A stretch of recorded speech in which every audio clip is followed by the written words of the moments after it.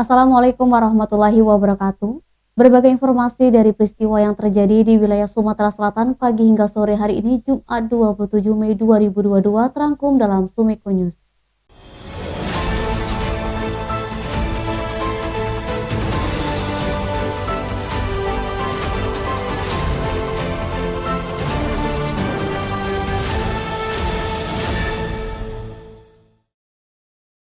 Terbukti melakukan tindak pidana korupsi dana hibah Kemenpora RI untuk 5 desa kecamatan 3 di Haji Kabupaten Oku Selatan senilai 609 juta. Camat kontraktor serta 5 orang kepala desa dihukum majelis hakim dengan pidana penjara berbeda. Terbukti melakukan tindak pidana korupsi dana hibah Kemenpora RI untuk 5 desa kecamatan 3 di Haji Kabupaten Oku Selatan senilai 609 juta. Camat kontraktor serta 5 orang kepala desa dihukum majelis hakim dengan pidana penjara berbeda. Dalam sidang yang digelar Jumat 27 Mei, Majelis Hakim Tipikor Palembang diketuai Efrata Hatarigan SHMH pertama menjatuhkan vonis pidana kepada terdakwa Zainal Muhtadin, Camat 3 di Haji Okus, dengan pidana selama 3,5 tahun penjara dengan denda 50 juta, subsidiar 1 bulan kurungan. Kemudian untuk terdakwa Akmal Jailani sebagai kontraktor pembangunan lapangan bola hibah Kemenpora RI, majelis hakim menjatuhkan pidana selama 4 tahun penjara dengan denda sebesar 50 juta, subsidiar 1 bulan kurungan. Keduanya juga dijatuhi pidana tambahan berupa wajib mengganti uang kerugian negara masing-masing sebesar 284 juta. Dengan ketentuan, apabila tidak sanggup membayar kerugian negara, diganti dengan pidana tambahan masing-masing selama 1 tahun penjara. Sementara untuk 5 terdakwa kades di Kecamatan 3 di Haji yakni Samsul Bahri, Firman, Charles Matabaya, M. Sukri, dan Asroni dijatuhkan hukuman masing-masing selama 1 tahun penjara. Menurut majelis hakim, para terdakwa dinyatakan telah terbukti secara sah melakukan tindak pidana korupsi secara bersama-sama hingga menyebabkan kerugian negara sebesar 609 juta dari nilai dana hibah untuk Kabupaten Oku Selatan sebesar 960 juta. Vonis tersebut diketahui lebih rendah dari tuntutan penuntut umum Kejari Oki Selatan, yang mana pada sidang sebelumnya meminta agar majelis hakim menghukum para terdakwa di antaranya Zainal Muhtadin serta Akmal Jailani masing-masing selama 7 tahun penjara.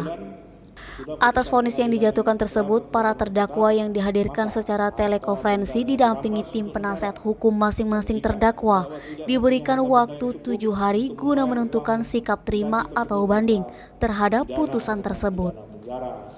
Fadli, Sumeko TV melaporkan. Warga Jalan Letu Karim Kadir, Kelurahan Karangjaya, Kecamatan Gandus, Palembang geger. Jasad bayi laki-laki ditemukan di Taman Purbakala Dermaga Pasir Ridho Jumat 27 Mei sekitar pukul 9.00 waktu Indonesia Barat. Warga Jalan Letu Karim Kadir, Kelurahan Karangjaya, Kecamatan Gandus, Palembang geger jasad bayi laki-laki ditemukan di Taman Purbakala Dermaga Pasir Ridho Jumat 27 Mei sekitar pukul 9.00 waktu Indonesia Barat. Jasad bayi malang itu saat ditemukan dibungkus kantong kresek warna hitam. Kasat Reskrim Polrestabes Palembang Kompol Triwayudi mengungkapkan, warga melihat ada hal yang mencurigakan di salah satu tempat penyandaran tongkang di daerah Gandus saat mereka melintasi kawasan tersebut. Saat dihampiri, ternyata di dalam kantor kresek tersebut ada jasad bayi yang diduga baru berumur 9 bulan dalam kondisi sudah tak bernyawa. Belum ada pihak keluarga atau warga lain yang mengaku sebagai pemilik bayi dan hingga kini polisi masih melakukan penyelidikan. Polisi memeriksa rekaman kamera pengintai atau CCTV atau saksi yang bisa membantu proses penyelidikan. Denny, Sumeko TV melaporkan. Ditinggal pergi kerja ke Bekasi selama 2 tahun, rumah Penny Tanaga 47 tahun Jalan Takwa Perumahan Kesuma Permai Kecamatan Kalidoni Palembang dimasuki pencuri. Ditinggal pergi kerja ke Bekasi selama 2 tahun, rumah Penny Tanaga 47 tahun Jalan Takwa Perumahan Kesuma Permai Kecamatan Kalidoni Palembang dimasuki pencuri. Akibatnya korban kehilangan 1 unit kulkas, 1 unit motor, 1 unit mesin cuci, 1 unit TV serta barang-barang lainnya. Dari pencurian tersebut, korban mengalami kerugian sekitar 20 juta rupiah.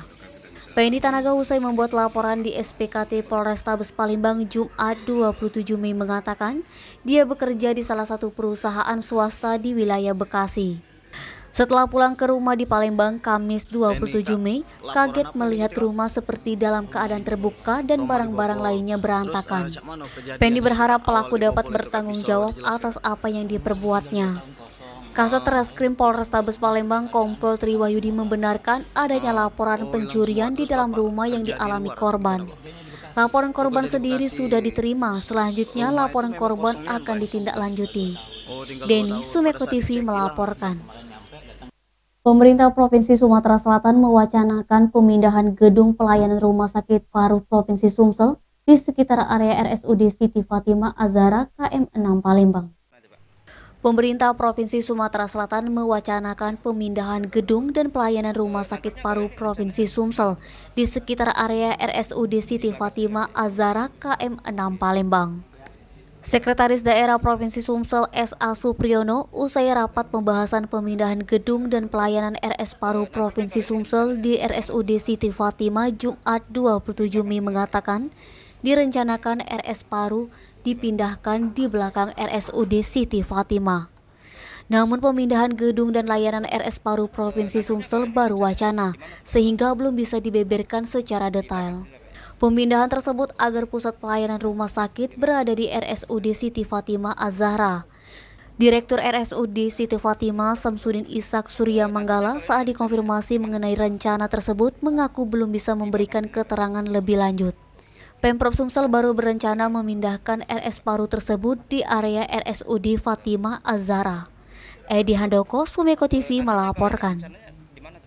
Pemerintah Kabupaten Ogan Ilir mendukung sepenuhnya pengembangan jagung di Sumatera Selatan, apalagi tujuannya untuk memperkuat ketahanan pangan nasional. Pemerintah Kabupaten Ogan Ilir mendukung sepenuhnya pengembangan jagung di Sumatera Selatan, apalagi tujuannya untuk memperkuat ketahanan pangan nasional. Hal tersebut disampaikan Bupati Ogan Ilir Pancawijaya Akbar saat menghadiri penanaman jagung perdana yang dipusatkan di lahan Polda Sumsel, tepatnya di halaman belakang Mapolres Ogan Ilir Jumat 27 Mei. Panca mengatakan penanaman jagung perdana ini hendaknya menimbulkan atau menggerakkan semua masyarakat bagaimana cara memperkuat ketahanan pangan di Indonesia umumnya dan wilayah Ogan Ilir khususnya. Panca mengajak warga Ogan Ilir yang masih mempunyai lahan luas dapat ditanam jagung, cabai, dan sayur-sayuran untuk mendukung ketahanan pangan. Paling tidak membeli lagi di pasar sehingga menghemat pengeluaran sehari-hari.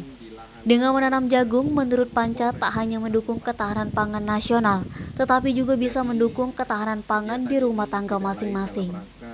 Eti, Sumeko TV melaporkan. Demikian Sumeko News hari ini. Jangan lupa 3M, memakai masker, menjaga jarak, dan mencuci tangan pakai sabun. Wassalamualaikum warahmatullahi wabarakatuh.